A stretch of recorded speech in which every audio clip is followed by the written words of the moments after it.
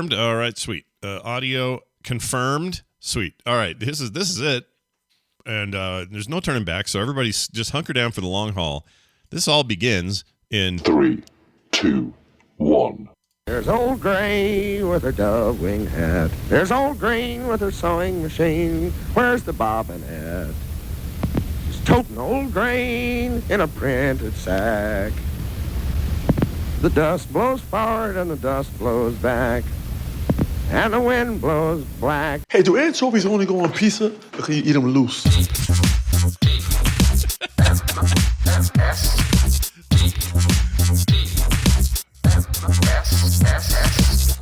Now, it's here. A new force at breakfast. This is the morning stream.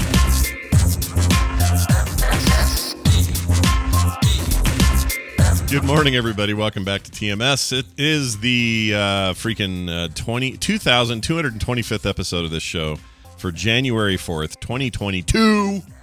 That's right. I have to emphasize it or I'll forget it. I'm Scott, and that's Brian. Hi, Brian. How's it going? Hi, Scott. I can't believe that just realized on the 29th, we did episode 2222, but it wasn't in 2022. It's a bummer. That is a bummer. We should have taken some more days off. Yeah. So that pushed it into one extra day would have done it sometime during the year. Two extra days. Oh, 2 extra days. Because we did the 30th, and then we did the special, which was unnumbered, but we still did one on the 30th. I'll do it retroactively and throw my back out again and then miss a day. How about that? There you go. That. Perfectly. Excellent. Okay. Yeah, Perfectly. Yeah, perfectly. Speaking of perfectly, a little report on that whole back situation. So whatever, this stupid injury just is the one that won't stop giving. Like, I've got this sciatic thing that won't go away since then. And doctor's like, well, stretches this and stretches that, and don't worry that you're not, it's not like it's your discs or anything. You just got a little thing, and it's way down to low in my leg, and lots of treadmill and lots of stretching, blah blah blah. Still hurts like a mother ever. It stinks. Freaking kills me, man. Oh, Shoujo's husband threw his back out this morning. I'm sorry to hear that. I hope he doesn't end up in bed for 24 hours like I did, because that was bad. Kidding. That was bad. It was bad except for that cool workaround pee device my wife made for me. That was pretty awesome. I know. I know you're not going to show us using it on on Twitter or anything, but you should take a photo of it. I wonder if she kept it. I think it's probably tossed, because she's the kind of person that would get rid of that the first second she could. Burned in a fire, really, is what it should be. Yeah, take it out back and shoot it. I don't think it's still around, but I now that you say that, I probably should get at least one photo to commemorate, to remember. Yeah. Hey, you know what else is moved around and not in the place where we thought it was? What? For the 8th time. The upcoming film Morbius, starring Jared Leto. Oh, yeah. Jared Leto, which is French for the toe, is getting moved. He was in the club. Again, from the end of this month to April 1st. He was in that Dallas Buyers Club. You got him in that there safe room. He was a Joker. Yeah, he was one of the Jokers. That's right. The worst of the Jokers. Of all the bad Jokers, he's maybe one of the worst. He's a bad Joker. Oh, man. I know. I want to be torn too, but I don't think he was any good at it. I wish he was. No, I know. And I'm going to say something controversial. I don't know if this will be controversial. It should be. Yeah. But I think Jack Nicholson was not as bad as Leto, but down there near the bottom. Oh, I agree. Jokers. He was just hamming it up Jack Nicholson style. Bad choice. Yeah, I agree. I mean, that's going to be controversial. I love Nicholson. Don't get me wrong. Listen, I almost got to act in major feature film with Jack Nicholson, have him chase me through a hedge maze. But where was I? Yeah, Nicholson was a bad Joker. He was only going to chase you if you were Jim Backus. Apparently, that was the right. Exactly. Yes. Yeah. So I've said this for a long time. I think he was doing a really good Jack Nicholson, and is great at being a little crazy by default, but he wasn't really the Joker. You could have done that without makeup and it still would have been just Jack Nicholson hamming it up. Exactly. So, like I've always said, The Departed, 2006 fantastic Scorsese film, The Departed, one of the last things I think I saw Nicholson in. That character is basically more of a Joker than his Joker way more sinister, way more darkly weird, and humor in a dark way. Like, if you'd have put makeup on him in that movie, he'd have been way more of a Joker in that movie. So, yes, I'm with you. Look, Heath Ledger, amazing. Who else? Who else do we like? Do we like Cesar Romero? Well, do we count Mark Hamill? I count Mark Hamill. Yeah, we count his voice. Yeah, why not? Yeah. And I think Joaquin Phoenix was a great Joker, even though it's kind of a weird... I love that movie. Yeah, but it's kind of a weird... It's not DCU, right? It's outside what we're calling the DC extended universe or the DC universe. Yeah, it's more like the way they do their Black Label comic line, which used to be Vertigo. It's like, here's a real dark thing where we're not so worried about censors and, whatever, like a little one-off. J.C. Calhoun, in case nobody saw it when he posted it, let's see here. Where is it? Because he posted it like 3 minutes ago, and none of people saw it, and he reposted, River Phoenix was bad, or Joaquin Phoenix was bad, and people who like it should feel bad. Unfriend me! Oh, I don't feel bad at all. I thought he was great. I thought he was. I mean, it was definitely a different take, and that's the whole idea. We don't need the same thing over and over. Like, it was an interesting way to do that, and the fact that scriptwriter, fully admitted, oh yeah, Taxi Driver's a giant inspiration here, and then also cast Robert De Niro in a role. Like, part of that is just amazing just on its own. That's a great movie. Yeah. It's great. Yeah, I think it's really, really good. Name another DC movie that ever got Best Picture nomination. Like, there's no such thing. Right. So, I don't know. It's a totally fine for you not to like it, J.C. Calhoun. Yeah. I really enjoyed it, and I thought it was a very cool take on a character that has been portrayed differently everywhere else. So I enjoyed it. Yeah. Cesar Romero, good Joker from the old Adam West Batman deal. Yeah, he's got his old that weird mustache under the makeup and all that. That was weird. I guess I need to see Lego Batman because I didn't realize Zach Galifianakis ever played. Yeah, he was good. That movie's great, dude. Yeah, I know. A lot of people say that, and I do need to see it. It's up there with my favorite Batman movies. Like, it's better than all of the Tim Burton ones, in my opinion. It's better than Rise of the Dark Knight or Dark Knight Rises. Yeah, and I would actually say, I'm trying to think. Yeah, it's right up with the. And I know it's a parody and it's a joke and all that, but it's up there with the Nolan movies. Like, it's really good. If you Google actors who played the Joker, you get a good list of these, right? You get everyone from Leto, Ledger, Phoenix, Nicholson, Hamill, Romero, blah blah blah. Yeah. Alan Tudyk didn't realize that he must do the voice for Joker in the current Harley Quinn animated thing, which I also hear is really good. Yeah, I keep meaning to see that. About 4 lines down, you get Randy Spears, who plays the Joker or played the Joker in the triple X-rated Batman porn parody. Oh, he's in this? Wow. Really? Randy Spears in Batman Triple X. Wow. Who would have thought? Who would have thought? Good old Randy Spears. Well, I wonder if that's a real name, a real porn name. In the 2010 Justice or Young Justice series, Brent Spiner was. Did not realize that either. Was Batman or sorry? John DiMaggio as Joker. Yeah, I could see that. Troy Baker's done it a few times. He's another big video game voice actor. Oh, Michael Emerson? No way. Emerson. Yeah, that's cool. Which one is he in? Dark Knight Returns 2012 animated. Interesting. Dark Knight Returns. Yeah, that's the one. Yeah, John you really DiMaggio. need to, if you've not seen Evil, and you haven't, because you would have talked about seeing Evil if I'd seen it, watched it.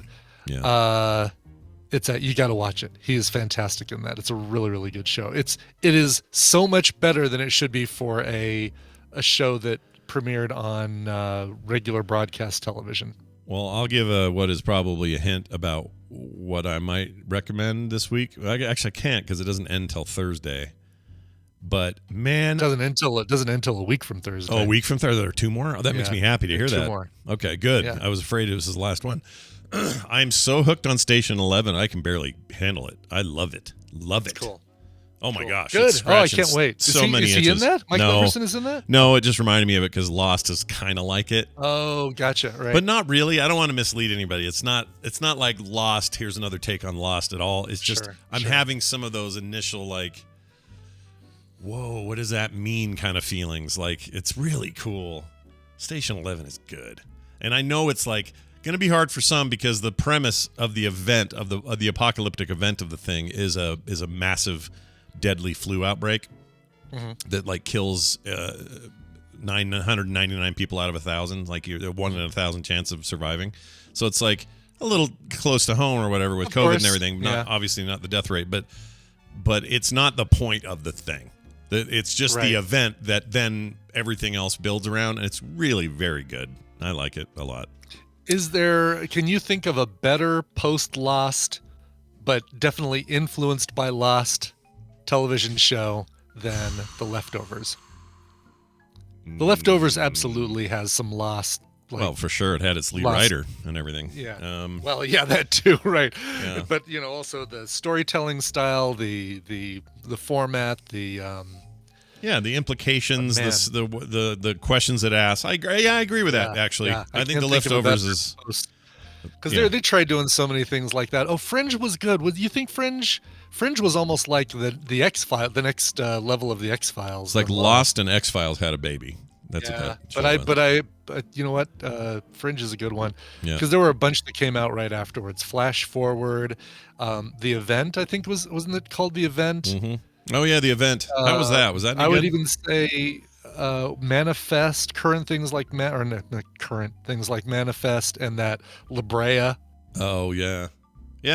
I think there's probably no end to it. Whether people like Lost or not, you have to acknowledge its influence. It has a huge influence. I haven't seen and that. The Leftovers gave us Carrie Coon. I'm about to start painting my Proxima Midnight mini. And it's going to make me just sit there and think of Carrie Coon the whole time. What about the other dude? Who's the other character that's kind of a wizard? Ebony Maw. Want me to grab him? He's currently on my... Go grab him. I want to see this guy. He's one of my favorite things in those two... in Infinity War and Endgame. If you were to ask me who I thought the coolest design characters were, was probably him and Proxima Midnight. They are so... freaking cool. I didn't know you were painting those. That's awesome. Yeah, Ebony Maw is the current one I'm painting right there. Yeah, look at him. He's about to just make some shard fly through the air and no one knows it's coming. Let's do this and see if that helps. Bring him into focus. A little bit. I think he might be too close. Oh, there you go. Oh. That's better. Okay. Yeah, I can see him. Yeah, look at him. He's always doing that. He's always standing there with his hands going, all right, what kind of stuff can I move with my giant brain? Look out. And here's the one I was most nervous to paint. I finished it yesterday, and I want to take a picture of it, but I'm afraid people are going to zoom in if I do. Yeah. But this was the one I was most nervous about painting, of course, because a favorite character of mine. Yeah, Spider-Man. Spider-Man. Yeah, look at him. He's up on a wall looking like he's about to shoot web somewhere and go somewhere else. It's pretty cool. And each of those lines, his web lines, you can't see it here, but if you're not looking at it with glasses or a magnifying lens or something like that, it looks great. Once you start looking up close, I look like I'm trying to paint it with what was her name from Golden Pond? No, I'm in you old poop. That's oh geez. I know, a classic actress. Sister was in Breakfast at Tiffany's, and her name was... Bob Costas, City and Thanks. You got it. Nailed it. It's Bob Costas. Katharine Hepburn. Thank you. Jeez, why can't I come up with... Bob Costas. Famed sportscaster Bob Costas on Golden Pond. Yeah, he was great. No, you look closely, and those lines look like I was on a moving subway while I was painting them. Oh, well, look, this is what happens over time. You become an expert, and now you're lord over all you survey now. So well done. No, I did that yesterday. It's not, no time has passed, Scott, since I did those lines. Never mind. So by tomorrow afternoon, you will be... Yeah, exactly. You know what? I'm way happier with like some of the fine detail work that's coming out on Ebony Maw, though. For this one, I decided to go against the packaging artwork.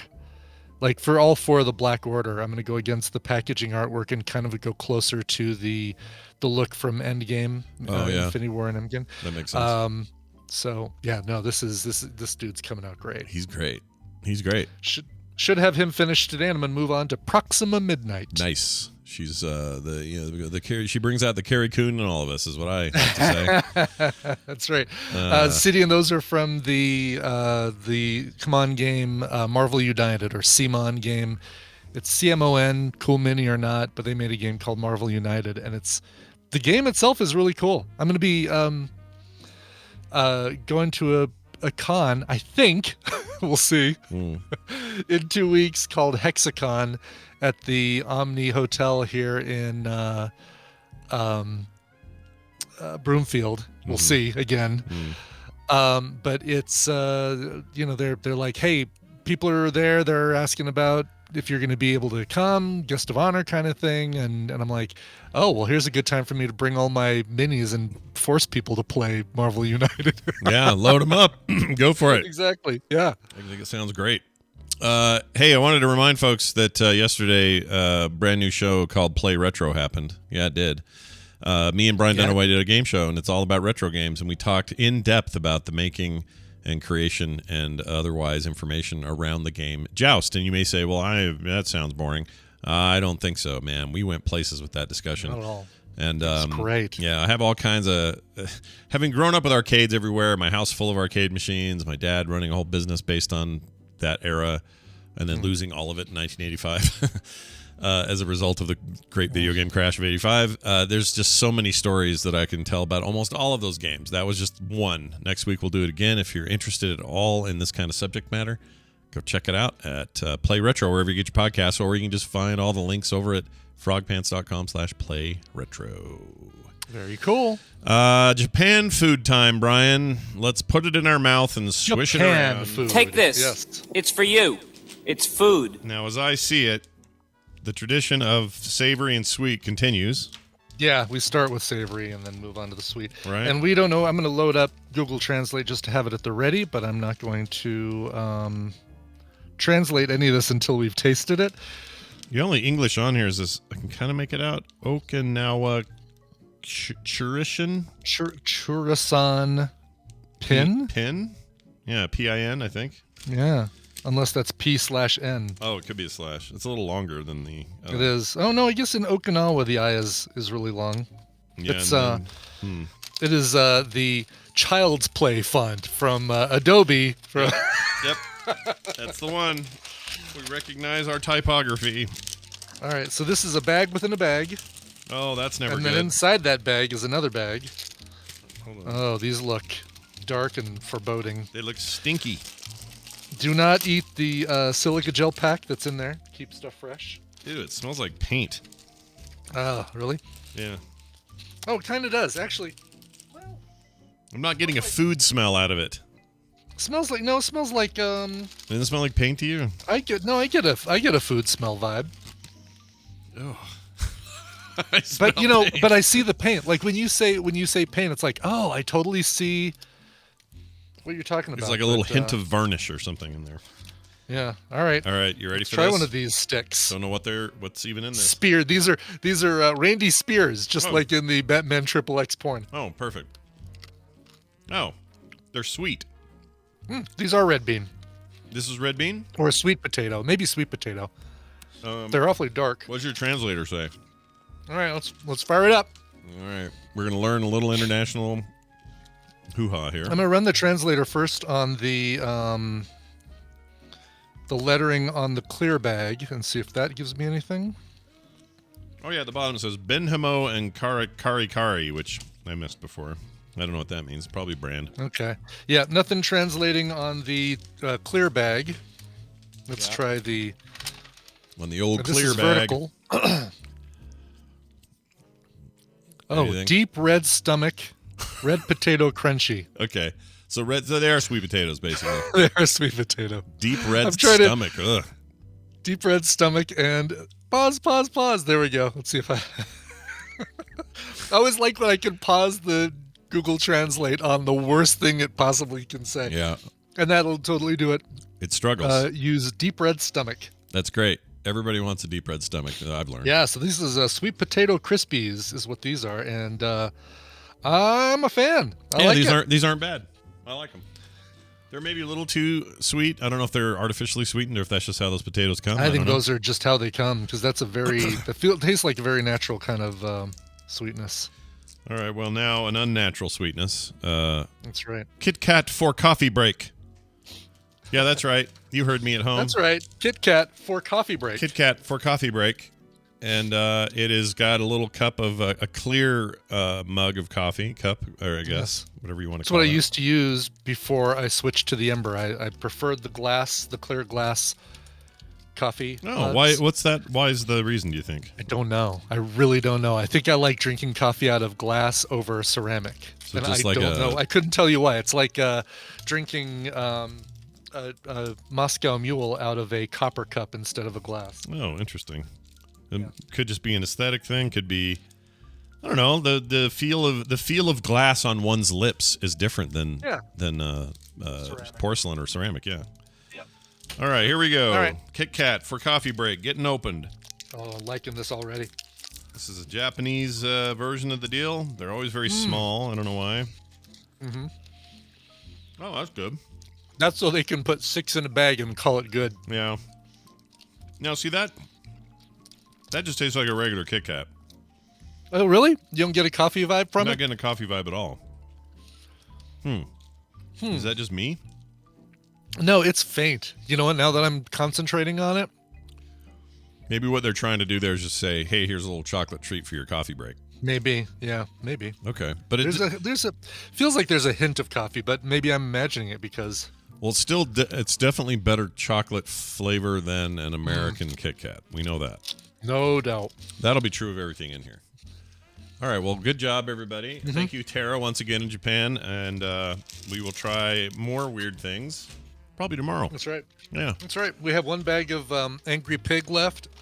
I got a bag of Angry Pig. Bag of Angry Pig and we have a yellow bag of Angry Pig and then a red bag of Angry Pig. Ooh, you know what a red bag means. Angrier pig. Yeah, angriest pig. Pig of most anger. Also, have a doctor look at your red bag if it's that red. Be careful. Exactly right. Wow. All right. Well, excellent news. Let's move on now to this. You need to read this, sir. You need to read it now. All right. That's the sign that news is upon us, and it's brought to you by TMS patron Matthew, who says, my wife and I started a travel YouTube, Instagram, and blog when we decided to sell our home and start traveling the country in a 290 square foot tiny home on wheels. We've been at it for about 8 months and loving our new life. Check us out at Moseying Around Together on Instagram, spelled just like it sounds, and our website, Moseying Around. That's MOSEYINGAROUND.com for the website, and then Moseying Around Together is those words plus together. I love this. I do too. Little tiny home on wheels. I want to see this this tiny home they're traveling around in. So they also have a link to their stuff on Zillow. I didn't realize Zillow. Oh, look at these two. I know, they're adorbs. And they're cute. They're cute little weird little house. And look at this, out in the desert where I want to be. I want them, when they come to Colorado, I hope they come to Colorado, I want them to let me know, and I want to come see their little tiny home. Oh, this is so cool. Yeah, I would love to see this. That is so cool. I would do this. Yeah. If it made sense for me, I'd do this. Holy shite. That's awesome. All right. Well, thanks, you guys. And clearly you get the show on the road. Probably a good road show, I'm thinking. And glad that we could be there for you.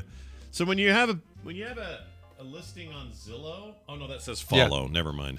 I thought if... You think they're selling their tiny home? Yeah, because I think that's all you do on Zillow, right? That's all you do on Zillow, yeah. Found out... Somebody sent me a clip of Post Malone on Joe Rogan's show, and Post Malone asked him why he moved to Utah, and he said he told this whole cool story about when they was out at the Salt Flats performing. They ran out of room, they oversold tickets, so they went from the venue, which is that old, I forget what it's called. Anyway, Salt Air, it's called. It's a lot of concerts there now. Anyway, and it's very cool because it's right there on the flats, and it stinks, smells real bad because it's the flats, but it's beautiful. Right. Anyway, it spilled out on top of the flats, and he was like raving about that and going, it was so cool. And then, so I just looked up on Zillow, found a house, and bought it. I'm like, all right. Wow. Okay. That's what you do when you're Post Malone. You just grab Zillow. Exactly. If you're Post Malone, you can do that. Yeah. Too funny. He went on and on about the place. He really likes it. Listen, I'm looking at their Insta feed. Yeah. I'm seeing a few trips to Colorado. What the hell? What the hell, guys? What's going on, beard and pretty lady? Why no visit? Yeah, Matt and Logan. Brian's just sitting there in Arvada, waiting for you to come by. Anyway, that's very cool. All right, here's your top story. This is one that's going to have all kinds of questions attached to it, so bear with us. Okay. Japan. Speaking of Japan, we've just been eating some of their weird food. Yep. They have invented a new thing for us to try: lickable screens that will imitate food flavors. I imagine the snozberries taste like snozberries. Mm-hmm. That's kind of what it reminded me of. It also frightens me in some ways. Anyway, I can't imagine you. I can't imagine you even. I can't do it. No way. Thinking about doing this. No way. Even if they give you a brand new screen right out of the box. Yeah, I'd have to. Oh, let's see. Okay, so you'd have to clean it yourself, right? Yes, I need to know. I need to know that it was like hermetically sealed and in every possible way, before I got it. If you can do that, then fine, I'll lick it. But I ain't taking any secondhand. I ain't doing it after somebody else does. Like, freaking F that. But Japanese professor has developed a prototype lickable screen that can imitate food flavors, another step toward creating a multi-sensory viewing experience. The device is called Taste the TV. That's so clever. Taste the TV. Taste the TV. Or as they wrote here, TTTV for short. Uses a carousel of 10 flavor canisters. By the way, for short, that is exactly the same number of syllables as just saying taste the TV. Yeah, taste the TV. Same number of syllables. They have not shortened anything. Yeah, what's the point? There's no point. Now I'm annoyed. I'm annoyed now. There's no point, Dave. Or Jerry. There's no point. I don't know why I said Dave. There are more syllables in NSFW than just saying not safe for work. Yeah, exactly. Hold on. Yeah. Never thought of that either. Yeah. Oh, man. You guys, stop it with the shortening of things that don't need it. I guess it saves characters. That's the point, right? Yeah, it saves characters, exactly. But not in this case when they put the full thing and then the abbreviation. Yeah, no kidding. So this thing uses a carousel. It's got 10 flavor canisters that spray in combination to create the taste of a particular food. A flavor sample then rolls on hygienic film over a flat TV screen for the viewer to try. Gotcha. So, okay, the way I'm visualizing this is a couple rollers, and the thing sprays its little magical combination.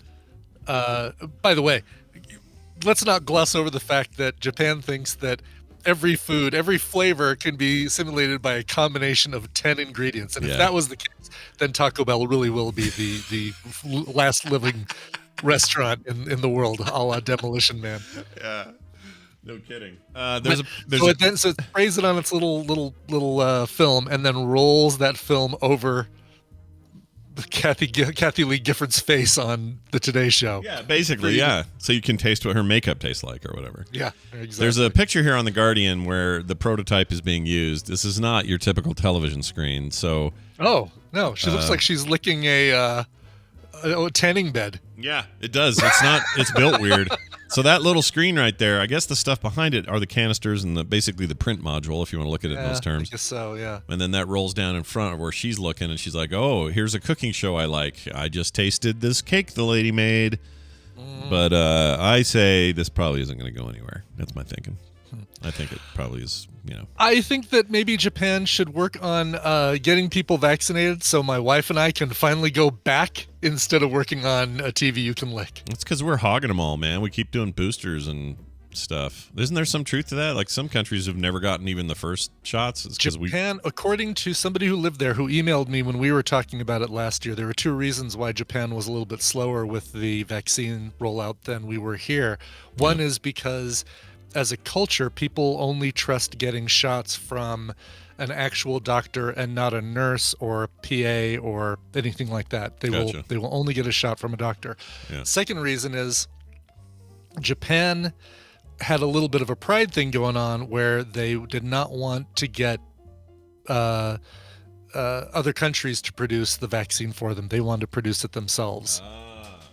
Make their own. It's that whole middle kingdom stuff. They like the Middle Kingdom. Yeah. Yep. Well, maybe they'll get on it and get her done. I don't know what they're going to do. Yeah. With her. Who knows? I mean, Omicron just gives them another reason to kind of duck back into their turtle shell, and it's fine. We'll go there when they're ready for us.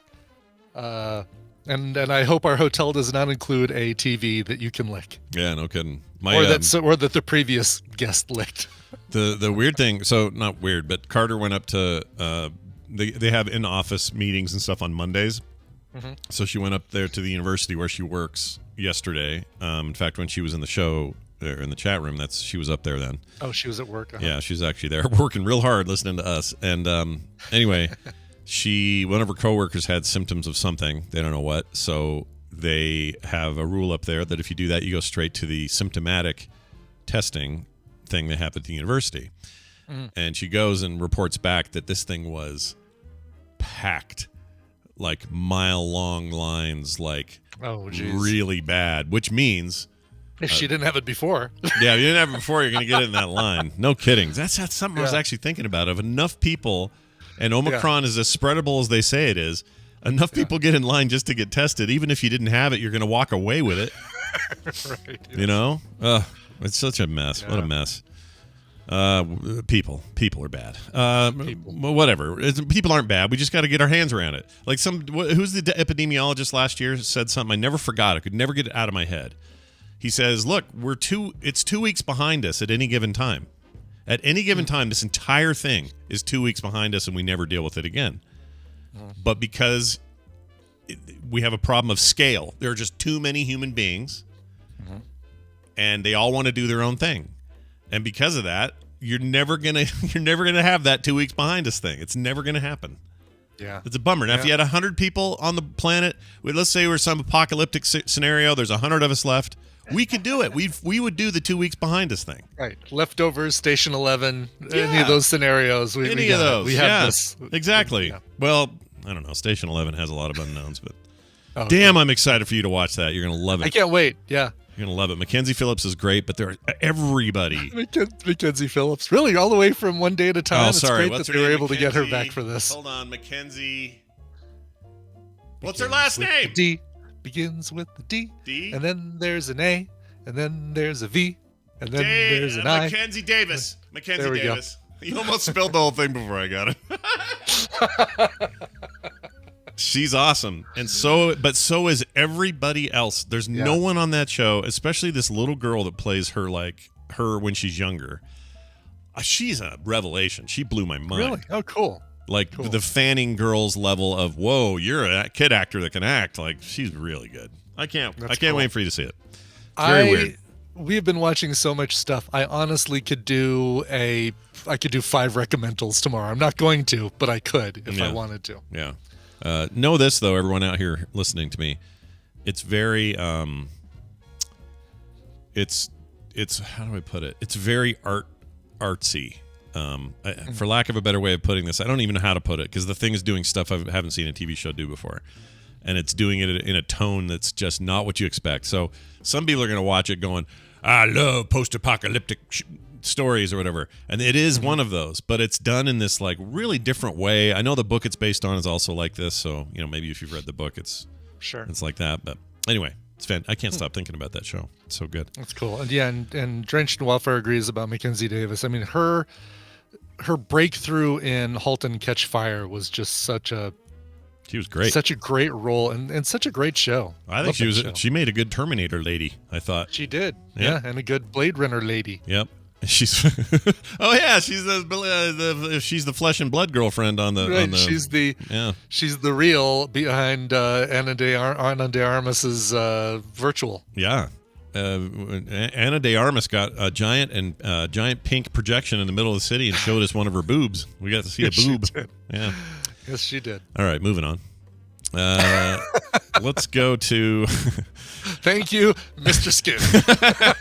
Would you, by the way, enjoy this licking screen thing, or would you no, not? Not a chance. I wouldn't even do it. Well, all right. I wouldn't want one in my house because I can't imagine saying, "Oh, Great British Bake Off is on. Great, let's taste that 5-layer sponge that they're making. Yeah. But I don't even know if I would try it at like a trade show or an event or something, right? Like if I went to a quote unquote CES. Not. Yeah. I can't imagine that I'd want to try it there. Can you imagine in the middle of a convention licking a screen? Freaking no! Yeah, no, not a chance. Right? It's like I don't care when, or I'm not even. This isn't a COVID thing for me. This isn't anything. This is when the coronavirus actually looks at us and says, "God, you guys are just making this too easy." Yeah, you guys are stupid. But even outside of COVID era, I never do this. It just seems like a bad idea. You know, at some point they're going to use it for porn. Yeah, no, I mean that's when everything takes off, right? If your new technology is going to succeed, lickable screen will be used for porn. Yeah, I've always said that VR's big moment will be when that industry finally embraces it. Oh, no kidding. That's the way it is. Yeah. The metaverse, all this talk of metaverse, ain't going to matter. We'll take a quick look at Oculus.com. Is there a Brazzers VR yet? No, there is not. All right, I'm missing the boat. It's true. Look, our loins are everything. Because we got to reproduce. We got to make more of us. It's a huge imperative. We're evolutionarily inclined to just constantly want to be doing it. And that's just it. It's going to drive everything. All right? There's a reason we keep our wallets real close to our penis is because that's where most of our purchases and ideas for money making come from. Yeah, you're right. You're not wrong. All right, let's move on to this next. Yeah, I like this one. Woman finds window of hotel room opens directly into an operating restaurant. That'd be fun. This is so funny. I would love this, actually. All right. So this basically it worked. She knocked everything over on the table when she opens the window. Like, yeah, basically. She says, so it looks like a fake mirror, like a one-way mirror. But what if the mirror was open and you could take something directly off their table and eat it yourself? One TikTok user experienced this, exactly that, when she discovered the window to her Airbnb rental in a Manhattan hotel opened directly into a fully operating restaurant. Desiree Baker posted on December 20th about arriving in Casa Times Square, where she was expecting a room with a skyline view of Manhattan as advertised in the listing photos. Instead, she said, I, quote, pulled up the shades and there's no buildings. We're in a restaurant. There are a couple diners right there. Yep. And I'm going to pull this. I think this video will work. Yeah. And, you know, it's you dig a little bit deeper, and it's really because this restaurant had to tack on an quote-unquote outdoor seating area, even though it's an enclosed, heated outdoor seating area. Yeah. But they just basically built their outdoor seating area right up to the wall of this hotel and didn't think about that being an issue. Yeah, it's crazy. I mean, there's no room. If I've learned anything from the John Wilson, doing it. John Wilson. Yeah, I couldn't think of it. Making it with John Wilson. Is John Schneider? That's the one. With John Schneider. What if I've learned anything? It's that nothing is. There's no room left in New York. You're done. Yeah. It's everything's tiny. You walk in, your toilet is right by the door to open the apartment. Like you're just totally. Same with Japan. Like they can only build up and down in Japan now. Yeah. Which I'm down with. I like it. I like building up and down. I haven't seen the photo you posted on the stream yet, but the reaction from the chat room is, "What a messy room! Oh my God, she exploded in that room! Wow, that room!" Like, we got a lot of room raiders in here. Yeah, a lot of what's that Japanese lady that does the room checking? Marie Kondo. Marie Kondo's in here. How much of that stuff sparks joy? Manhattan. Does Airbnb renter? Yeah. Does any of it? The answer is no. That's right. All right. Anyway, so If that's the you're gonna thing. make a TikTok, clean your room first. I think that's what we have learned today. Yeah. If we've learned anything, clean your room. Here's a story about space colonists. Okay. Scientists are saying, and maybe Bobby can. I don't know if Bobby wants to address this or not later, but space colonists will likely resort to cannibalism, say scientists. Sure. As if things weren't going to be tough enough for future space colonists, experts now say they're likely to face food troubles, and that might just turn them into cannibals. Think the movie Alive. Was it Alive? Remember that? Soccer players. Donner. Oh, that was the soccer team, not the Donner Party. But There was also the Donner Party. The soccer team on the airplane, and the rugby team. Rugby team, right? Rugby? Okay. Wait, not that it matters, but yeah. And the only thing I remember about that movie, I remember it being pretty good. But then I also remember Never saw it. when they ate people, they started with the butts. Yes, right. And that stuck with me because they're laying face. So like a dead person from the flight is laying face down, frozen in the snow. And they just came up and said, well, I don't know what else to do. And they kind of pulled down that dude's pants, sliced off a chunk of that Kit Kat bar and took it home. And ate it. And it's at first thought it's like, well, that's going to be, there's a lot of meat right there. It's a lot easier to kind of cut that without having to worry about bone. Then you got to think about, well, that's the butt. And it's the butt. That's right by where the poop comes out. And maybe that shouldn't be where you get that first slice of salami. We get cow meat from, right around the humper. We do. Yeah, exactly. Rump roast. Sure. I think that part's fine to me. The part that would freak me out is just that first slicing into the frozen butt of the guy you used to play soccer with. The first guy has to do that. Yeah. Oh exactly. My gosh, dude. I mean, survival is survival, but holy schmear. Anyway, y'all should watch that. By the way, that movie. I think it probably holds. I don't know if it holds up. You know what? Let's film Saga. That's what we should do. Oh, I like that idea. I did just get a list of all the movies that are coming to, or that arrived on Netflix on January 1st, and I was going to look through those and see if there was anything good. Yeah, I know. The Never-Ending Story. Yeah, I was going to say that, and there was one other one that was like a big 80s deal. Crap. But Never-Ending Story should happen. We should make that happen. Yeah. That giant dog. Still got to do, whatchamacallit, Star Trek 4. We talked about it on Film Sack when we were talking about The Matrix, but Star Trek 4, yeah. Whale Town needs to be done. Let's get it over with. I hate that movie. Let's do it. G.I. Joe Rise of Cobra. Sure. I'll do that. I think any of the G.I. Joe films probably should be in there. Snake Eyes come out yet? Or is that still a theater thing? Not listed, no. Superman Returns. Which one's that one? That that's Brandon Routh, right? Well, the Routh one, yeah, which would be a good one to. I think that could be a good one to do. Yeah, I got a little Kevin Spacey, bald guy action in there. Mrs. Tessmacher was played by that lady I like from all of the Christopher Guest movies. I can't think of her name. She was in that. Oh, yeah. Jennifer Coolidge? No, the other one. Her and the husband that were just so weird about their Rhymer and making it nervous. Parker Posey. Parker Posey, yeah. Dr. Smith on the Lost in Space reboot. Yeah, which I hear that new season's great. I got to catch up with that. It's great. It is. I know you like Molly Parker. You're always. I like me some Molly Parker. Yeah. She and Carrie Coon should play sisters somewhere. They're very. Oh, that'd be great. That would be great. Have them be on the run from the law.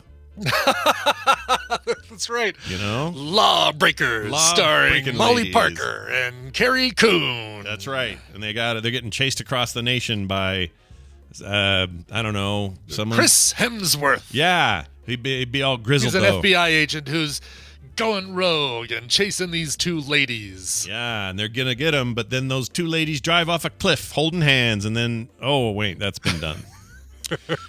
All right, here's the story. Oh, yeah, so anyway, we're all going to eat each other is the point. We're going to eat each other when we get to space. Sure. So we get to space, we figure out, this takes more food than we thought to bring, and we can't make poop potatoes like Matt Damon, so let's eat each other. Yeah, just break me off a piece of your left leg, please. I don't know, the other day, I was laying with the dog, just kind of lounging with the dog, and as I'm petting her, I realize she's a very muscular breed combo. Mm-hmm. She's just really athletic looking and is very fast. You get her in a park and she runs like crazy and jumps really high and all that. This is Jim Raynor, the female dog, and she's laying there. And as I'm rubbing her leg, I realize that is a fine. If all came to the worst, if we were starving and we had no options, that is a fine leg of meat she's got right there. There you go. I'd hate to do it. I don't ever want to be in that situation, ever. But if you had to, it's not the worst looking hunk of meat. It's nice. She'd eventually have to do it with you if she couldn't get food and you died. She wouldn't even hesitate.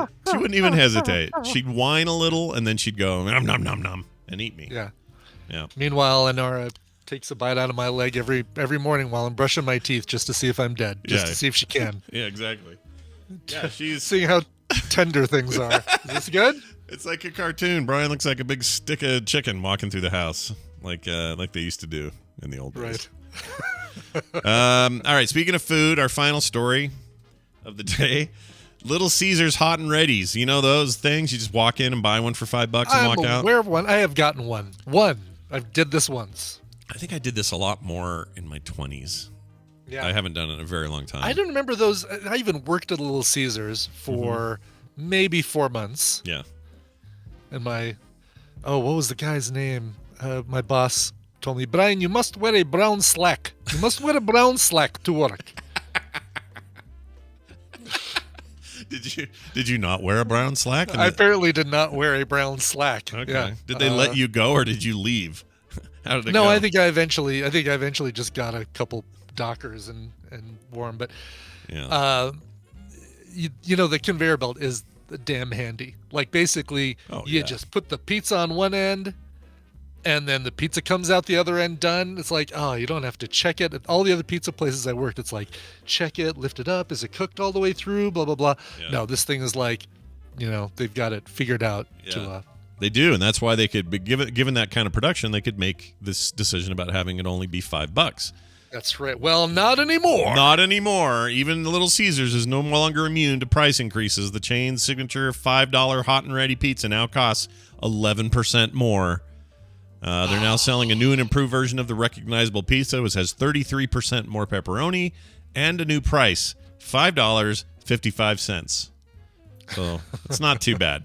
It's the first price increase in 25 years, though. That's crazy. Wow. That's when they started it. Would have been about then. The pizza went on sale in 2001 and differentiated itself from competitors because it was made ready for takeout without the need to pre-order anything. Despite the increase, it said it is sold at the country's most affordable price compared to its competitors. Well, that's true. Yeah, no doubt. You're not going anywhere else and getting a $5 pizza or a $5.55 pizza. I bet you Subway is eyeing this and saying, "Let's see how this goes." Yeah, let's keep our eye on it. Maybe you have a new $5.55 foot long instead of the $5 foot long. Yeah, maybe real tuna this time and not. Yeah, exactly. Not turkey couch cushions or whatever it is. It's in there. Sprayed with Japanese flavor sprays. Yeah, flavor sprays. Let's see. Domino's right now is an average of 13 per version of this. Pizza Hut is correct. Perversion. Their pizza is a perversion. It kind of is. I like their thin crust once in a while, but yeah, it's not great. Pizza Hut, $16. I haven't had Pizza Hut in a decade.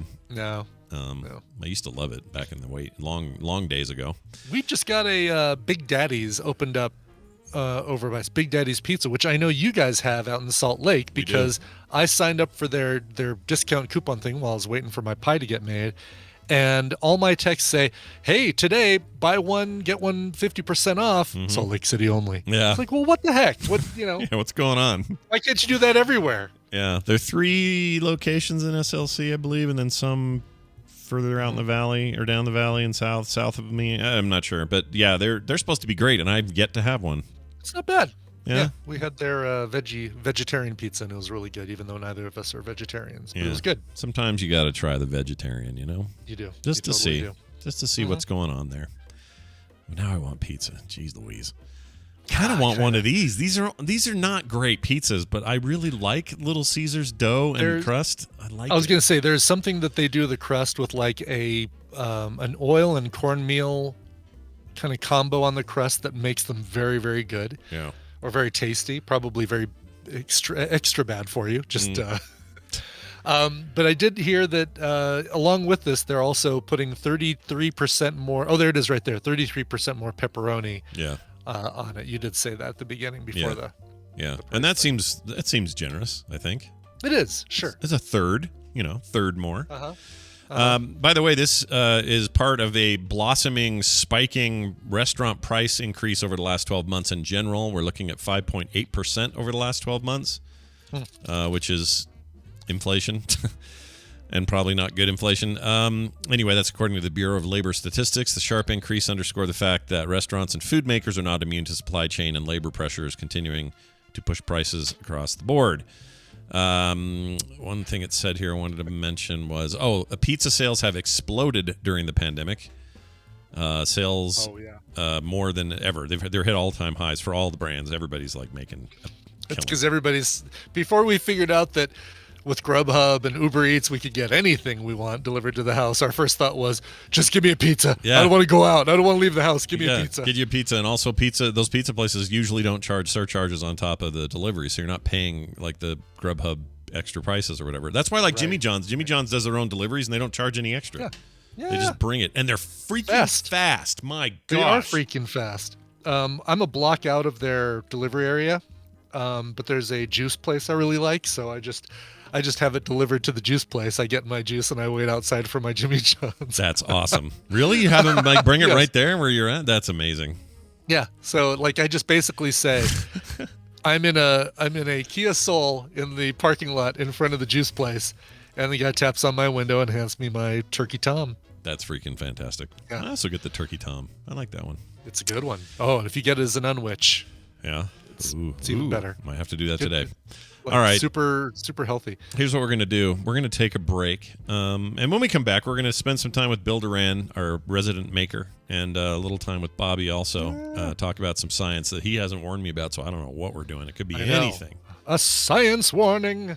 Science warning. Unwich. People are asking what an unwich is. An unwich is they take the bread off and replace it with a lettuce. So it's a lettuce wrap sandwich. So basically the biggest calorie and carb thing on there is removed and replaced with lettuce, which is nothing. If you're trying to lower your bread intake, that's the way to do it.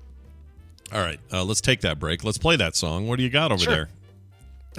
I've got, wow, Claire, not a fan of the description of the unwich. And her use of the F-bomb. Okay. Hey, Jason Robbins emailed me and said, I am submitting a song called Lazy Eye from my band, Fall As Well, for Indie in the Middle. This song was released on Universal Records back in 2004. The song peaked at number 42 on the Billboard Rock and AAC charts, the adult alternative charts. Adult. And at the time, we toured with Three Doors Down, the Exes, Crossfade, and a host of other bands. Sadly, the band broke up amidst internal fighting, bad management, and then Hurricane Katrina put the final nail in the coffin. Oh. Earlier this year, I remastered the original self-titled album and added 3 more songs that we recorded in Memphis just before breaking up. We titled it 2020 Special Edition. It took 15 years to get the legal mumbo-jumbo settled, and now we're finally able to self-publish the original album. It's available on all the streaming platforms, Spotify, Google Play, YouTube, etc. So 2020 wasn't all that bad considering. Side note, the iTunes version of the song is wrong. It's wrong, and Apple has not been very responsive about replacing the file, but all of the streaming services are fine. You've got our complete permission to play the song on TMS. Thank you so much for everything.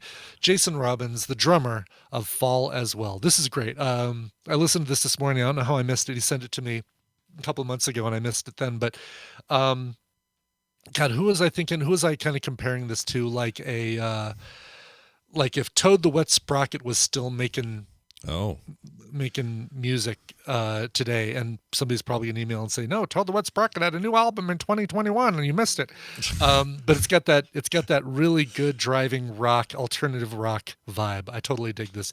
Nice. Here is the song Lazy Eye by the band Fall As Well.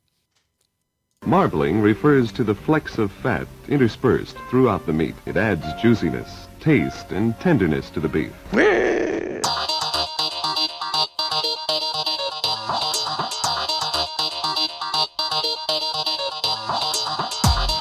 This is the morning stream. That's some sweet weed, man. All right, we're back, everybody. That song once again. That song is Lazy Eye by the band Fall As Well. Big thanks to Jason Robbins, who's the drummer of the band, for sending that one in. And I'm going to hopefully get to thank him in person at the end of this month in New Orleans when I get to have a drink with him. Ah, that's or right. Get dinner or a po' boy or some etouffee or jambalaya or something. Yeah, just be careful because you can be right there in the French Quarter enjoying all the nice, friendly to visitors business, and then one street over, you get mited. Yeah, right, mited. It's a weird town. When they met, it was mited. All right, everybody sit down and relax and listen to this. Your bat cave's open there, Bill. Bill Doran of PunishedProps.com joins us from his studio up in the Pacific Northwest, and it's always good to have Bill here because we get to find out what he's been making. Hello, professional maker Bill. Hello. Hi. Good morning. Nice to see you or have you here again. How was your New Year's? It was fantastic. I played a lot of Cyberpunk. Oh, In yeah. fact, I in need the last 2 weeks, I've played about 60 hours of Cyberpunk. I need to brush that thing off and play it. I mean, I've got it on PC, so I've, technically got the best possible performing version, and it's patched to a point now where I just figure the game's as good as it's going to be. I should just play it. Why don't I play it? Yeah, I got it on PC on the Steam sale for half off, and there are some couple funky weird things that happen in the game, but nothing to ruin the experience. I've been having a good time. Yeah, and they've got a big DLC coming up that may end up being free, given all the weirdness that happened with the launch of that thing. But yeah, might be time for me to poke in there and see what's up. Well, good. I'm glad Bill, you had some time. Yeah, go ahead. I was thinking about you all weekend as I was working on priming and painting these. This is a Star-Lord element gun or quad blaster from the toy. Cool. Basically doing your, following a lot of your thing. I'm not going to do the grip stuff, the carbon fiber grip, because this isn't the Nerf one, or it's not the one that you did, and this one actually has a really good texture on the handle. Ooh, yeah. So I'm keeping that. You can see a little overspray on one part, but it's time for touch-ups and stuff like that to get this thing going. And that's awesome. It's got a little shooter. It's got a little shooter, and actually, Nice. it even if you turn it sideways, it changes to one of the other gun sounds. Oh, nice. It's got a little cheap Oh, accelerometer that's in there. cool. Yeah. So now it's time to rough this thing up and make it look like it's got some battle damage. And all that Nice stuff. and This dirty. This is how the element gun looks when Star-Lord bought it at the element gun store. Yeah, Yes. right. Yeah, the Element Guns RS. It's pretty cool. Shane. Still has that brand new element gun smell. Yeah. Still got that chrome paint smell. Ooh. Never even fired. That's fantastic. Yeah, that's pretty cool. I didn't know you were working on that. That's awesome. Thank you for inspiring me. I needed something. You got I've it. got a space on my wall under the shield, which is waiting for these element guns to go. Nice. Well, Bill, Excellent. having you here is always a pleasure. What's on the table today for Mr. Makerman? All right. I'm going to start with my recommendation because I want to talk about a hobby that has captivated me. Okay. So I put a link in the chat there. That is a channel called Abandoned Miniatures, and it's an abandoned miniature diorama. Oh, I heard of this. Oh, is this? Oh my gosh, is my daughter watching? She's gonna lose her mind. This is her favorite. Her favorite thing on the planet is miniatures. Right. She So loves this opening scene here looks like a dirty old house with like some smoke in it. It's very atmospheric. Yeah, that's a miniature. That's tiny. It looks full scale. Amazing. Oh, Yeah. that's so cool. God, looks right out of Resident Evil 7. Like it looks like that first part of the room you start in, and there's like that newspaper on the table and the. You know what? It might be a replica of that. Is that what he's aiming for? I can't remember what he was going for, but yeah, it might be. It says right there, Resident Evil 7. Brian, you're dead on. Oh, it does. Yeah, Oh, it's there in- it is. It's in his Okay, description. cool. Yeah, that's Nailed it. crazy. Really nailed it. Yeah, that game gave me the shits. Anyway, sorry, the poops. So, have you done much of this? Like, I've done a couple of little things. Nothing to this complexity, right? Never to sort of replicate real life. This is like I could get into this hobby big Next time. level stuff right there. Yeah. Like, look at the work he's doing on just these blinds. Right? And the blinds themselves, the idea of the blinds is not to have them look like nice, clean blinds. The goal is to make them look ratty and like they've been through something. Yeah, like in he's the got thing. tweezers to put a single piece of string on there. Oh, so good. That's so cool. Incredible. Yeah, I watched a bunch of these videos last night. I feel like you can. That's amazing. We've gone over like that Ghibli Howl's Moving Castle model a couple weeks ago. Some dude was making tiny things is so much fun, but making sets specifically is just a really cool niche. You could make a little set for your action figures, right? Like, let's say you've got all your Avengers, you could make a little shawarma restaurant and have all your action figures sitting around having lunch. That's great. One of the things that is attractive about this hobby compared to what I do is you use so few materials. You don't, it's tiny, so you don't have to use 2 feet by 4 feet of foam or whatever. Your pieces are like millimeters big. there are a lot of really cool techniques to learn to make things look real and to make things look like they're the appropriate scale. Yeah. So, for example, fabric, if you use a normal weave of fabric that you would wear for a shirt that's meant to be, 1/12 scale or something, the weave on that fabric's going to be too big. Yeah. So there's lots of fun stuff to dive in there. Yeah. And then the other great thing is, like, you go on YouTube, there are so many examples, so many channels that do stuff like this, and they're all really cool. You know what? So if you want to get into this hobby, there are plenty of resources. Yeah. I mean, one of the things that it strikes me with this sort of thing is there's a level of patience that's required that, I don't know, maybe is unique to this particular form of art. Because there's things he's worried about here that are things you would not worry about so much in a painting. You can generalize more. You can say, well, I'm making a very detailed painting of a room, but truthfully, the back wall texture is actually pretty grainy and quick because it's not the focus, so we can get away with that or whatever. He can't do that here. Like, everything has to be as perfect as you can do it. And he's also got to come up with real world ways of doing that, of creating the effect he's looking for that is not as easy as, like, you can't just draw it with your magic pencil there, Scott. Right. Yeah. Whatever you want without it costing any more money. Yeah, and I can't, command undo or any of this. Like, you're just stuck with whatever you have. I have nothing but admiration for this, but I don't think I have it in me. I don't think I could do it.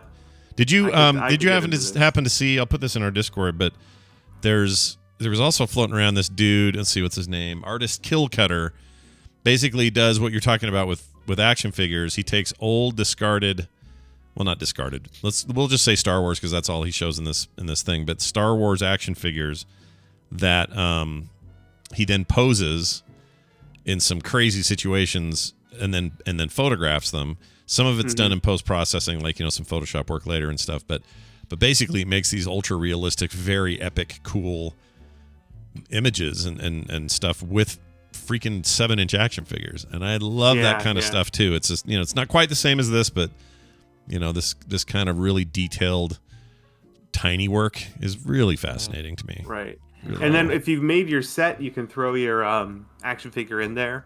Yeah. You can even design it. This is where my brain goes immediately, thinking about how they shot The Mandalorian. I could use my television as like my own volume. Put that behind the set to fill in the deep background, then have a cool set, and then have my action figures. There you go. Yeah, and then just kind of blur it out a little bit where you can't tell it's a screen. Yeah. They've got an action figure of Darth Maul laying at the bottom of where he fell, cut in two pieces. The bottom of that pit. That's awesome. It's really, really cool. And some of it, they don't even look like action figures. They look like this is just a whole staged painting or something. But anyway, I admire this stuff. I wish I had more time for these sorts of things. The thing that excites me is like what you can pull off with just a handful of materials with like set building, miniature set building. Cardboard and foam core can go a long way. You could build all your walls out of cardboard.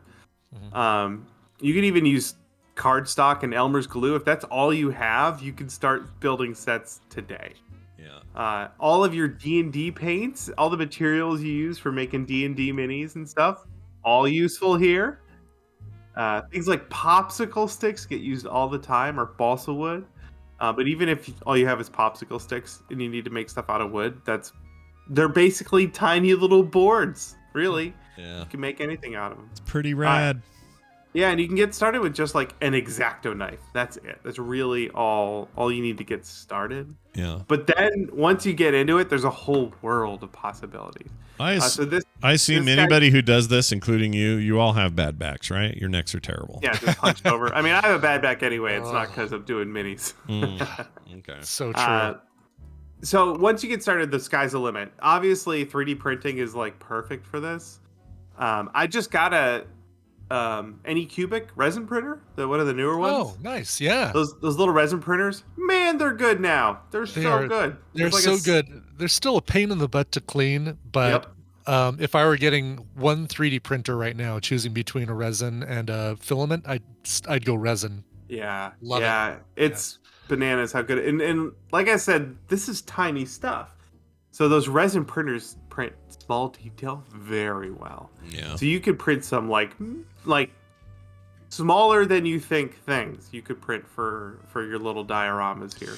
Well, that's an interesting point, because most people think when they get a new printer or they're messing with their printers, capacity for bigger is always the thing you're thinking of, right? Yeah, but in this case, you're like, no, we're focused on as small and as sort of refined as possible, and it's a very different thing. I think all these pieces he used here are 3D printed, right? Like this microwave. Yeah, I think so. Like the microwave and the stove and all that. Something else to look out for, though, doll houses. You want to talk about accessories and furniture? Look up dollhouse stuff at different scales. This is a whole rabbit hole you could dive into. Just dollhouse accessories. So if you get into this, look up dollhouse stuff. And then what gets me really, really excited is the use of a lot of different materials like metal or foil. So for this model, a different model this guy made, his roof was supposed to look like a tin roof, and he made it all out of aluminum foil. Oh, that's cool. Totally, it looks great. It bends the way it's supposed to. You could do stuff with real fabric, which is cool. And like I said before, real wood, like your popsicle sticks and balsa wood. Oh, see, this is like, you know what this is? This is the modern version of, some old tribe where one of the old tribe's elders sits in the woods carving shit out of rocks or whatever, stuff out of rocks, and and then everybody in the place going, oh yeah, he's our great artist, but this is all he does. It reminds me of that, because what else would you have time for? I'm looking at the intricacies of this, and it's just insane he's to me. Mini Smith is what he is. Oh, he's the town Mini Smith. Yeah, the town Mini Smith. Yep. There you go. And the town is YouTube and the internet, so nice. Oh yeah. Very cool. On the screen right now, he painted a bunch of Elmer's glue on his cabinet there, and then he airbrushes over it. Yeah. What happens is when that glue dries, it actually splits the paint to make it look like old split paint. Wow. Yeah. That's what I'm talking about. There's so many cool techniques like that. They're so useful. And it's stuff that probably took him years to figure out that he could make that effect the way he wanted to, right? Right. See, I admire that. Or I watched it in a YouTube video. I admire it and I fear it at the same time. Well, very cool. People should go check this out. This dude is called, Abandoned Miniatures. And looks like there's a whole lot more than this to check out. I'm absolutely blown away by this. And then what do you do? This is how you make Jerry's apartment, Brian. Yep. Oh man. Right. Yeah, that would be perfect. Doesn't have to be all crusty and destroyed. It can have a few boxes of cereal on the side. Sure. Or make it gross. That'd be fine too. Yeah, that would be cool. In cool. a couple of decades, that apartment's probably gnarly now. Yeah. Yeah, right. No, but you could do. Speaking of Lost, you could do like the little hatch. The little miniature of the hatch area down below, and there's so many great sets that you could think of to do with that. That's really cool. I'm in love with this. Yep. Do you think he's wearing any eyewear to look close at stuff? Do you think there's any kind of like magnifiers or whatever? Maybe he just has good vision. Maybe. I do. This is what I do. I take my glasses off. My normal vision, I'm nearsighted. My 6 inches away from my face, my vision is like amazing. Crystal clear, yeah. That's how that works. Any further away from that, it's garbage. But I have like Superman vision with my glasses off, so long as it's 6 inches from my face. So I've been peering over the top of my glasses a lot lately. I've been finding myself doing that. Old man in it. I like it. Yep. Well, all right. This is very, very cool, and I can't wait to see anything you ever do in the future like this at this scale. Mm-hmm. I would love to see that process from Bill. Bill, anything else going on you want to mention before we go? Nope, that's it. Okay. Wow. All right. Well, look at you with 2020 ready to rock. I haven't done any work for the last 2 weeks, so unless you want to talk about Cyberpunk some more, I'm good. All right. Well, I'm glad you've had some time off. There's nothing wrong with that. And we will see you next time right here on your segment. Bye, Bill. Bye. Oh, I yelled that loud. Sorry, everybody. Didn't mean to get loud. Bye. Okay. Who's our next guest? Oh, yeah, Bobby. It's Bobby. We go from Bill to Bobby. And then we get all scientific and stuff with him.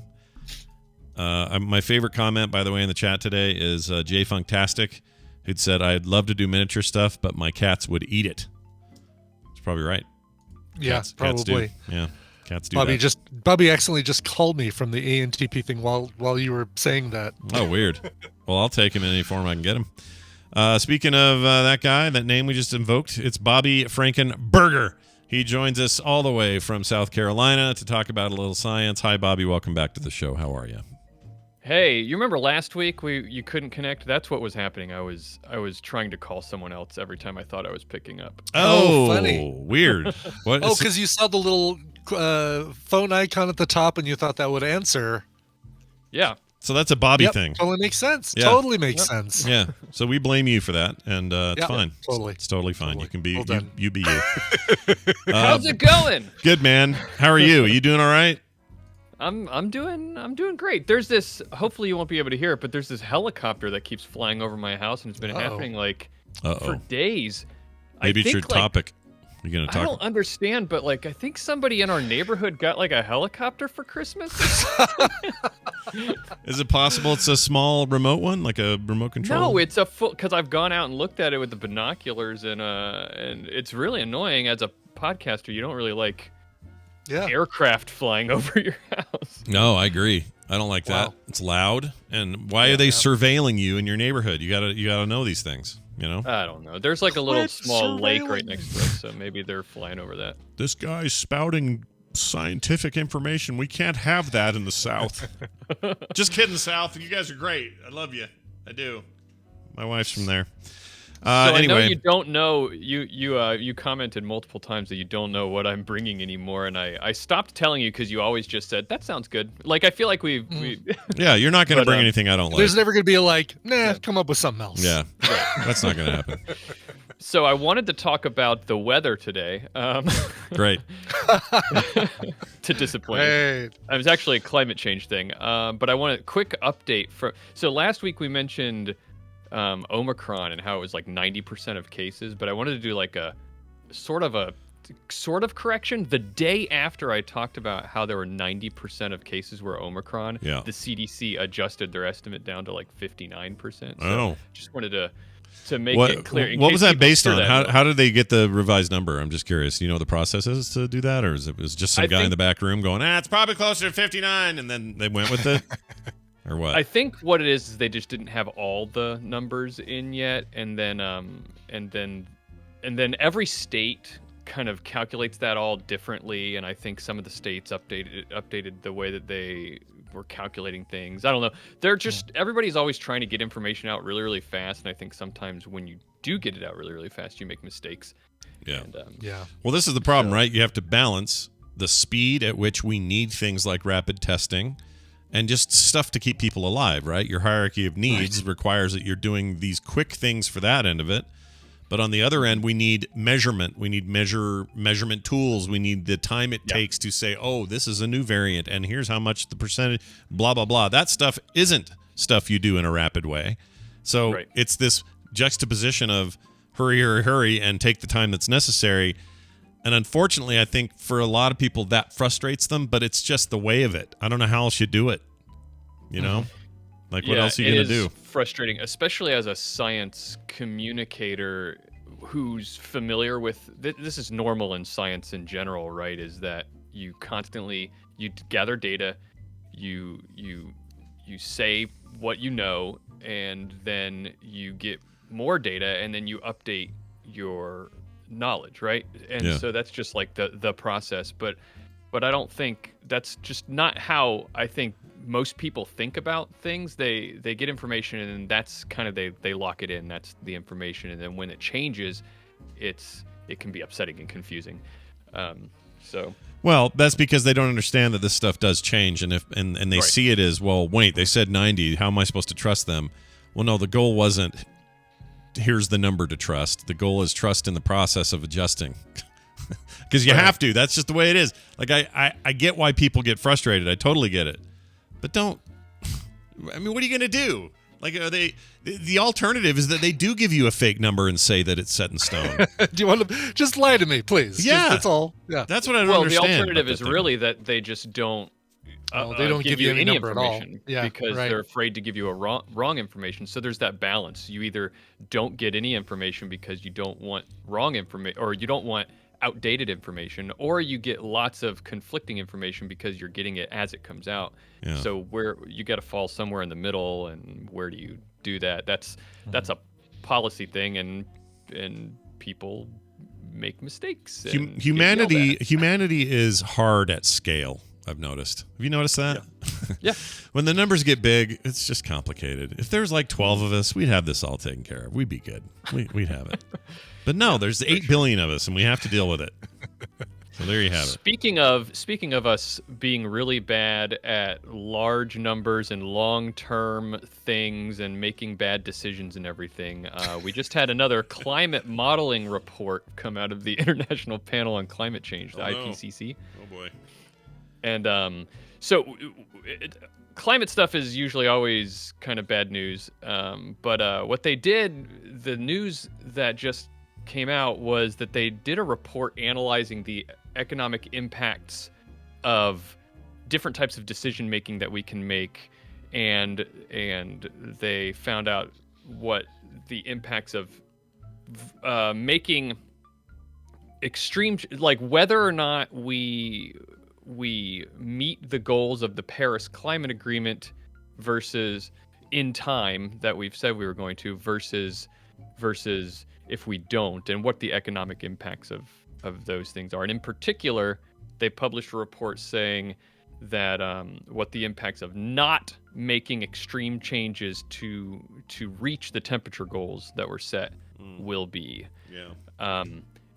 There's a lot to unpack there. So let me, first of all, Paris Climate Agreement, just to update people if they don't know, it was a 2015 international treaty that was made to set the goal of keeping global temperatures, at or below 2 degrees Celsius worldwide. And the thing is that there are a lot of people who argue that doing that will be incredibly, like the things that you'll have to do to reach that goal are going to be incredibly expensive, and they will be. That there's no doubt about that. It's incredibly expensive. Yeah. And this report was put together by these modeling groups that run all these models and statistics and everything, and they just wrote it up and basically showed that it would be more expensive to let it get to 2 degrees Celsius or higher than if we spend a bunch of money now to do something about it. See, now that concept scales pretty well, because you could say, I could build this dog house in the summer so my dog's ready for the winter. I don't have an outside dog, but if I did, I'd have him all set for the winter so the dog would be nice and warm in his cozy little dog house. Or I could say that's too expensive and hope something else works out between now and winter. Someone donates one, It comes out of nowhere, something falls off the back of a truck. Well, it's winter, dog's going to freeze. Now what am I going to do? Like, to me, that is a scalable concept that should be easy for all of us to say. Number one, to say it's expensive is kind of a weird thing to say anyway, because we all make up money, and money is whatever money is. So just spend it. Spend it on something that will save humanity. What's the alternative? Not doing it? Okay. Well, you're all shitheads then. Bye. Like, I don't know what to say to these people. Well, it's a more poignant analogy that you made than maybe you intended, because they're not even necessarily only considering spending it to do it now or not. One of the things that they looked at was one of the plans that some people have put forward is, okay, we want all of this we want to reduce our carbon footprint, and we want to have less of a carbon impact, and we want to reduce temperatures, but that's really hard to do right now. We've kind of passed a threshold, and we're just we're in mitigation mode right now. How do we make it not as bad as it is going to already be? And so some people are saying, well, what if instead what we do is we delay doing it immediately? Like, we don't drop crap tons of money now to stop it now. What if instead we know that we're going to overshoot the goal, and we just start working on plans later, after 2050 or so, to then decarbonize the atmosphere, decarbonize the planet, pull carbon out, and then get back below. Yeah. Like, then pull back and come below what we need it to be. Yeah. So that's one of the alternatives, and this report also addresses that and shows that no, if we go over at all, it will be worse than if we do everything we can now economically. it will be worse. Right. Which is an important specific distinction that they're looking at is economically, because that's in the realm of politics, which is where all this policy gets made.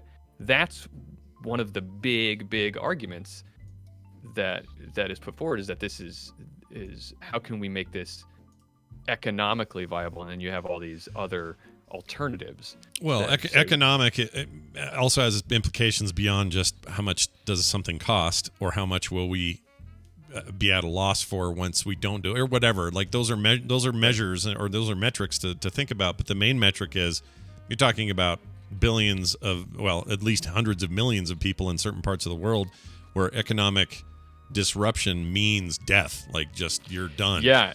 And that's definitely an important ethical. I think that's one of the most important ethical considerations to take, is that this disproportionately affects different people in the world. In fact, again, this report looked at that and said that it will disproportionately impact specifically tropical places and they named Brazil, West Africa, and South Africa, all places that are tropical and very much rely on the climate for agricultural exports and things like that to maintain their way of life. Yeah.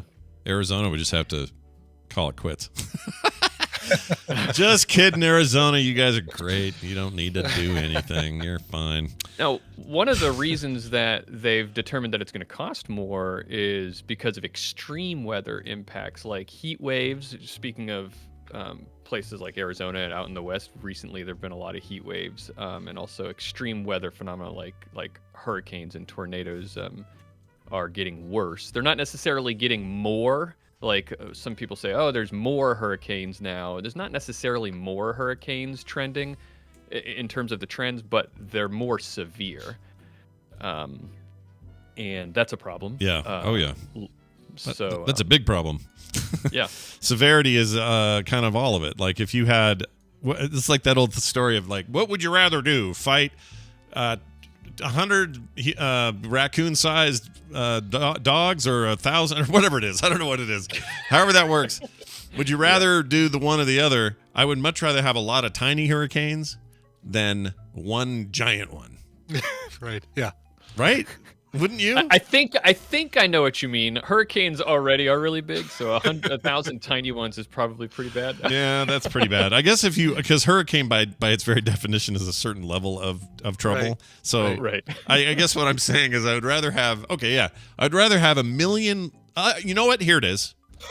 If it means no more homes or people are destroyed, then I'll have rain every day. That's fine. The inconvenience of rain every day, if it means no more homes or homes destroyed or people killed. Yeah, right. Let's do that. That's a trade I can live with, as if I have the control to do that. That's fantastic. Right. Let's make it happen. But other ways that increasing temperatures impacts the planet economically are not just extreme weather. Like those are the obvious ones you can point to. Oh, crops are going to die because of heat waves. You know, people's entire communities are going to be destroyed because of hurricanes. Those are obvious, but there are other things like the load on energy systems across countries, like energy grids. You know, fairly recently there was the whole debacle of in Texas with energy grids just being overloaded and shutting down, and there are other reasons to point to why that happened, but that's a microcosm of what could happen on a larger scale if these types of trends continue. There's also they even modeled had game theory models showing that if we let the temperatures go beyond where they need to go and everybody starts having all these climate problems that pop up because of increased temperatures, what will the cooperative action between countries, or the lack thereof, how will that impact economics too? They even modeled all of that. Yeah. And so it's interesting because one of the aspects of this Station 11 show I'm watching that I thought was fascinating, in the early days of it, the Singapore government decided not to. They made a decision to not tell its people what was happening. and to make it completely, not full don't look up levels of like ignorance, but they basically just said everything is fine, this will all pass in a day, just really, really undersold this 999 people dead out of 1,000 problem they were having. And it immediately put that country in a place where it had to defend a stance like that, which means it put it in a place where potential war was going to happen because the people next to you are not doing that, and you've got refugee issues, and like that stuff has just such like domino effects that you have to have that in this model because again, humanity sucks at scale. We're no good at it. Right. Right. Yeah. And people make bad decisions, selfish decisions, and just people aren't good at it. I think that's a really, really important point to understand is that people all together, we're not always the best decision makers. So, no, you know why it's also frustrating? We have the world view, but you and I can do very little. Like we can do what we can for our own little footprint. Like I can go, well, let's keep the lights off, kids, and try not to have these computers on all the time, and little things, I guess, recycling or whatever you can do, but it's still just this. You are such a microcosm that it's hard to feel like you're blasted with the news of it, but you can do so little individually to fix it because not everyone's going to be on the same page, and I don't know, it's frustrating. And in the past, we've tried to decades ago we've tried to as policy tried to shift the responsibility onto individuals. Get energy efficient light bulbs. Don't turn your lights off. Don't let your water run. Get the low flush toilets and stuff like that. Yeah. But we've learned over time that not only so it's as an individual, you don't feel like you're having an impact, so that reduces your sort of motivation to do anything, right? And so that's just human nature. And so collectively as a whole, we don't kind of come together to make those changes. And so that's why we've come, I think, very recently, we've started to realize that these decisions really have to be made by companies, corporations, policy decisions by governments, and that's where science and politics kind of intersect. Yeah. And you can't rely on individuals to make those decisions. You really have to kind of figure out how do we organize society to make it so that collectively we are making the right decisions, and that has to come from the top down. I think that's my opinion, but let's call it macro responsibility. How about that? Right. There you go. You like that term? Yeah. Write that down, everybody. One day I'll be famous for it. Better turn that into an NFT and sell it, Scott. Yeah, I'm going to do it right now. NFTs for everybody. Look under your seat. You get an NFT. All right. Well, this is fascinating stuff. Obviously, those, I'm always interested in hearing what projection stuff is. That's fascinating to me.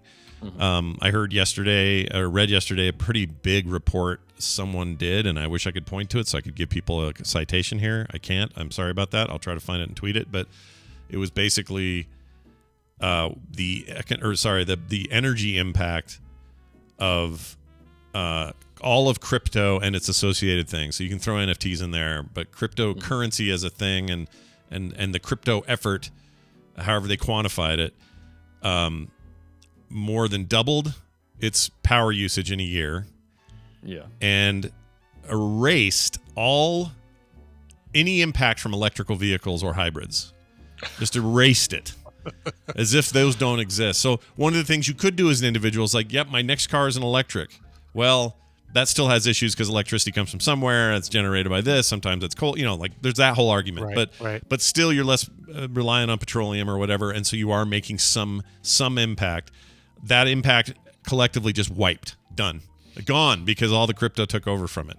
That's got to be reckoned with at some point because it's doing nothing but growing. That genie's out of the bottle, and I'm not saying the tech isn't cool, but that tech is taking more and more power. And people think it's just magical and it's just going to happen with or without anything, and it doesn't. You got to have a way to do it. And if it's just creating more, carbon waste and however else you're generating power to run servers and do the stuff you do, like we got to do something. Like, There's I know. lots of interesting conversations to be had about that, I think, because there are ways, even on a large scale, to do crypto stuff without having as much of a, even though it requires the electricity. Like that is a fact. Yeah. But there are ways to organize it to where there are organizing it so that renewable energy is being used instead of just the energy out of the wall in your garage,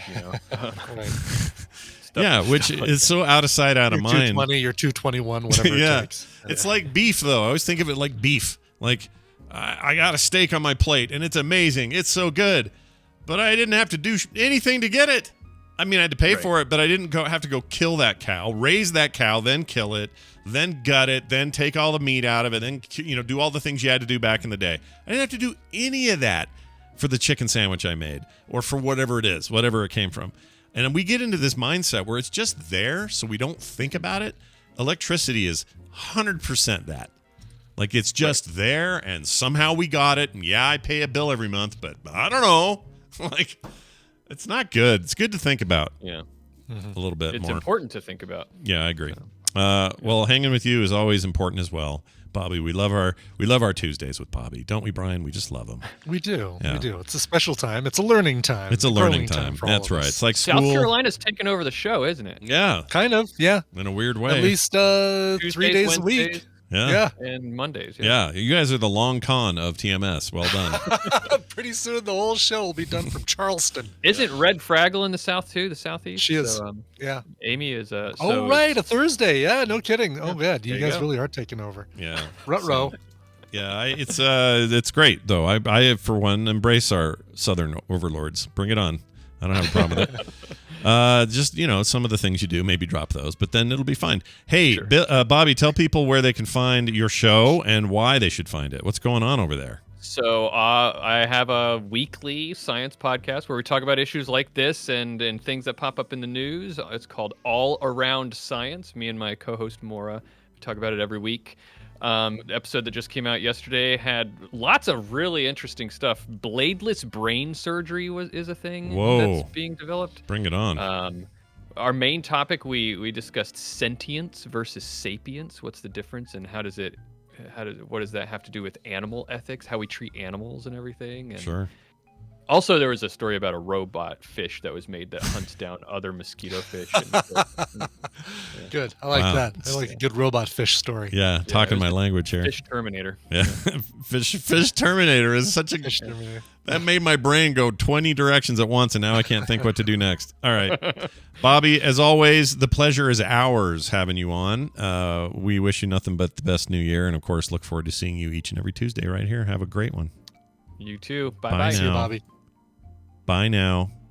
Okay, Bye now. Why is that doing that? Okay, there we go.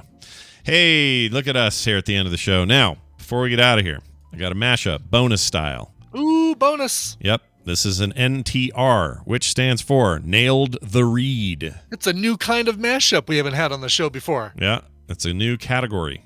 And Jamie put it together. We're going to play it now. The title is The Streak. Okay? The Streak. Who knows which one it refers to? Let's enjoy this together.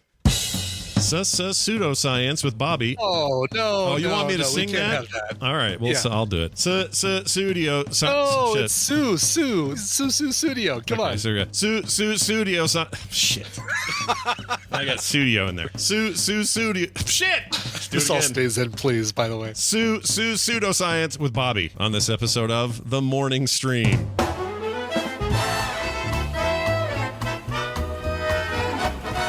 Coming up soon, the actual read of today's thing. We're going to see if our streak holds. Brian's a little, he's Gosh, yeah, not maybe feeling I've jinxed great. it by talking about a streak. Hot cockles. No, hot cockles. There you go. Alfalfa, spank, cank. You were supposed to read this one. Cadians, Rocky Road, back up your truck and wipe off that muck. It's time for the read in 3, 2, 1. Excuse me. Let me do that again. This doesn't count against the streak, everybody. Extremely prejudicial muting. Nice. I missed it. Oh, you did? Prejudicial instead of prejudicial. Hey, read that one again and we'll fix it. I saw it on Tic Tac. Oh, no, shit. I saw it on the Tic Tac. Free. free flash drive with purchase of a Kiss coffin. Pumpkin thieving and pervert. Shit.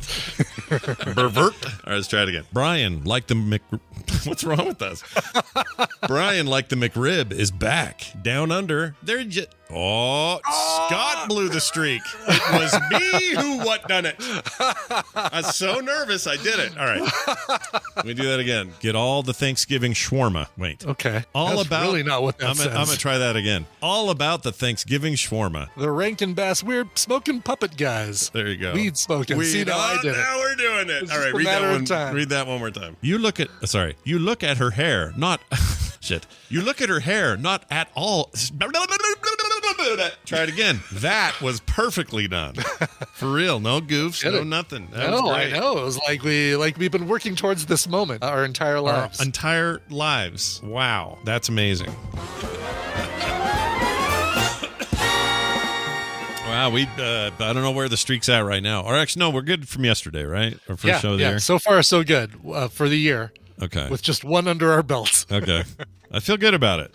One day without an accident. We're going to try it again later here when we do reads for titles. Yeah. People are now going to start submitting titles that are just going to be tongue twisters that are going to be impossible to read. Oh, I can't wait. Just to try to break our streaks. Bring it on, jerks. Hey, Patreon people, we love you. How much so that I'd like to read your names on the show? People like Dave Gare, Sven from Baseball Camp, and Ann Martin, all contributors to the show. Grade A+, Grade A, and the Grade A level. Love those levels. If you want to learn more about why you should support TMS, $1 a month is all it takes to get started. And you'll get bonus content every day, an ad-free experience, bonus shows on the weekend, and other fun things I can only imagine. Check it out and read all about it over at patreon.com/TMS. Brian, let's get out of here. Do you have a song to play we can play? I do. This one, not a request, but this week is David Bowie, what would have been David Bowie's 75th birthday. David Bowie, the Thin White Duke, would have been 75 years old this week, and it's also the 6th anniversary of his passing. Of course, Coverville is going to be all about that, and as I get songs together for the show, there are versions that I have to decide between. Can't have 3 versions of Space Oddity in one episode of Coverville, so the ones that don't make it on the show are going to make it here. This one is by the band Kitty. It's from an indie tribute album called A Salute to the Thin White Duke from 2015. Here is Kitty and their cover of Space Oddity. This show is part of the Frog Pants Network. Get more shows like this at frogpants.com. And Mexico will pay for it.